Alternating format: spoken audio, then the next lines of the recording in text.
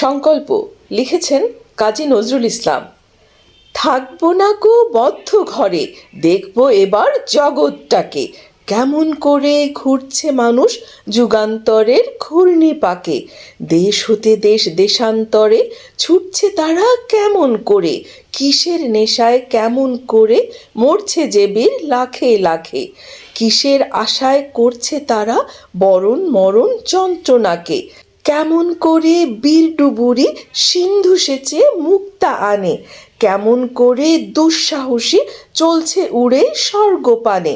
জাপটে ধরে ঢেউয়ের ছুটি যুদ্ধ জাহাজ চলছে ছুটি, কেমন করে আনছে মানিক বোঝাই করে সিন্ধু জানে, কেমন করে টানলে সাগর উথলে ওঠে জোয়ার বানে।